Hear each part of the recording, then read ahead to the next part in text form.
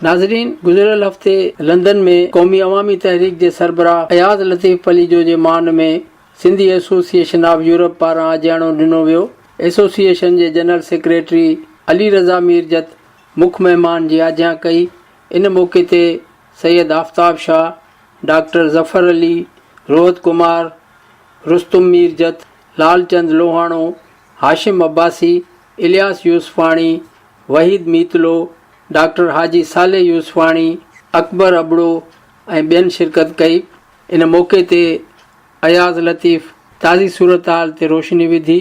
Programme जी शुरूआत doctor Ali Raza मीरजत महिमाननि जी आजियां कंदे कई। ताल्लुक़ आहे सिंध नंढड़ी आहे ऐं उन्हनि सभिनी दोस्तनि में घुराए थो।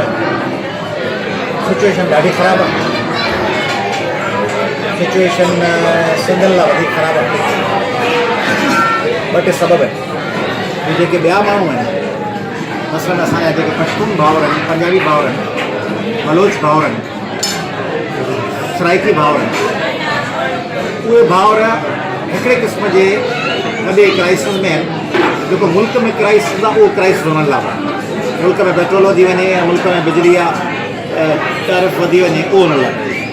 असां सां वरी हुन सां एडेड क्राइसिस आहे करप्शन, जेका हुते 20 सैकड़ो आहे त असां वटि 100 सैकड़ो।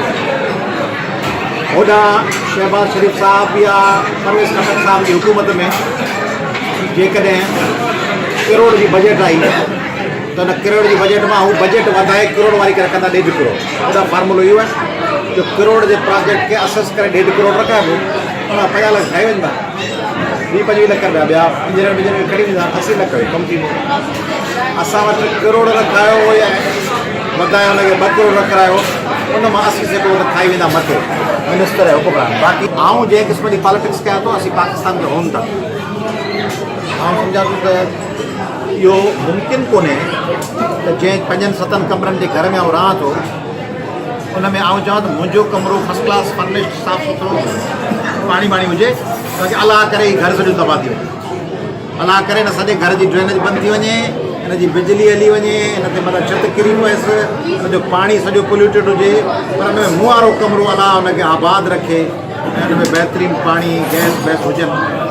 या वरी मुंहिंजी को तसवुर जी दुनिया जो मख़लूक आहियां आऊं त इहो सॼो घर तबाह थी वेंदो, तॾहिं मुंहिंजो घर सरसब्ज़ ऐं शादाब हूंदो। तंहिंजे करे मल्टीपल थ्रेट्स आहिनि। हिकिड़ो सॼे पाकिस्तान खे थ्रेट आहे। आऊं जंहिं क़िस्म जी पॉलिटिक्स कयां थो, असीं पाकिस्तान में होऊं था। आउं सम्झां थो त इहो मुमकिन कोन्हे त जंहिं 5-7 कमरनि जे घर में आउं रहां थो, उन में आउं चवां त मुंहिंजो कमिरो फर्स्ट क्लास फर्निश्ड साफ़ु सुथिरो पाणी वाणी हुजे, ताकी अलाह करे ई घर सॼो तबाह थी वञे। अलाह करे न सॼे घर जी ड्रेनेज बंदि थी वञे, हिन जी बिजली हली वञे, हिन ते मतिलबु छित किरी पएसि, हिन जो पाणी सॼो पोल्यूटेड हुजे, पर हुन में मुंहारो कमिरो अलाह हुनखे आबाद रखे ऐं हुन में बहितरीनु पाणी गैस वैस हुजनि।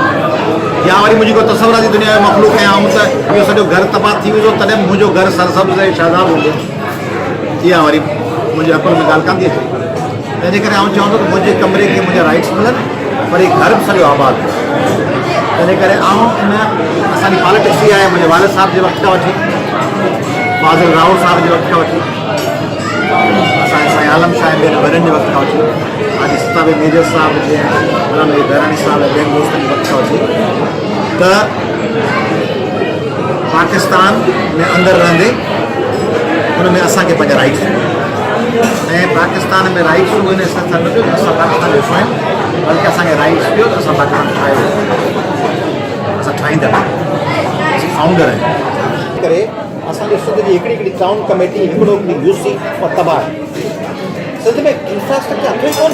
रोड तॾहिं जो ठहे जॾहिं अचे थी अप्रैल मई में ठाहींदा त जून जुलाई में आब कल्याणी ईंदी, मींहं वसंदा न वसंदा तॾहिं ॾेखारिबो त रोड ठाहियोसीं, मींहुं वसियो, कुदरती आफ़त हुई, रोड जो डमी ठहियो, बैराज में पत्थर विझिबो, आख़िर में लीड ॾेखारिबी हेतिरी 100 किलोमीटर 50 किलोमीटर, ट्रक अची लहंदी, उहे 20 ट्रकूं लाइबियूं, 150 ट्रकूं ॾेखारिबियूं, दरिया में केरु वञी चेक कंदो पत्थर किथे पियो विझिबो, ओॾी महिल जेॾी महिल आब कल्याणी शुरू थींदी, पत्थर लुॾियो बसि, दरिया खणी हलियो पत्थर खे अॻियां समुझ। तंहिंजे करे सॼी शइ फ्रॉड ते आहे ऐं उन सॼी शइ खे फ्रॉड खे छॾे असीं लॻा पिया आहियूं त फलाणी ख़ातून जमीला भुरगड़ी या फलाणो नंदलाल उनखे नंढा आया उस्ताद या नंढड़ो ॿार आहे, इहे जेन्यून इशू, मक़सदु इहो कोन पियो चवां त इहे जेन्यून इशू न आहिनि। जेका असांजी भेण क़तल थी थिए तानिया ख़ासि इहे जेन्यून इशू आहिनि, इहे ज़रूरु खणणु खपनि।